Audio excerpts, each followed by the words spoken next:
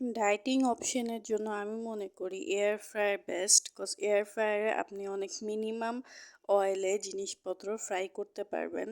দো টেস্ট একদম deep fried জিনিসের মতন হয় না, but still it is good. So এখানে আমি নাগা চিকেনটা বানাচ্ছি। এটার জন্য আমি চিকেনের ব্রেস্ট পিসগুলো ফ্ল্যাটেন করে নিয়েছি। এটাতে লবণ, লাল মরিচের গুঁড়া, গোলমরিচের গুঁড়া, অরিগ্যানো, টেস্টিং সল্ট, টক দই, লেবু অ্যান্ড নাগা মরিচের পেস্ট সব কিছু একসাথে দিয়ে ভালো করে মিক্স করে নিলাম। তারপর এটাকে 1 ঘন্টা ম্যারিনেট হওয়ার জন্য রেখে দিছি।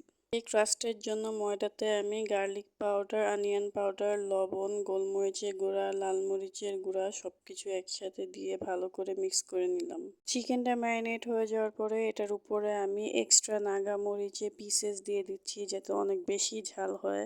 দিয়ে এটাকে 1 লেয়ার ক্রাস্ট দিয়ে তারপর এয়ার ফ্রায়ারে দিয়ে দিলাম। এয়ার ফ্রায়ারে দিলে বেশি লেয়ার ক্রাস্ট দেওয়া যাবে না, একদম হালকা 1 লেয়ারের ক্রাস্ট দিতে হবে, নাহলে চিকেন ভিতরে হবে না।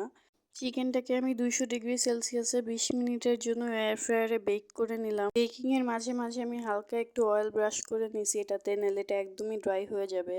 তো টেস্টের কথা বললে এটা অনেক বেশি ঝাল অ্যান্ড মজা ছিল, কিন্তু ডুবা তেলে ভাজা চিকেনের মজাই আলাদা, এটা এয়ার ফ্রায়ার চিকেনের মধ্যে পাওয়া যাবে না।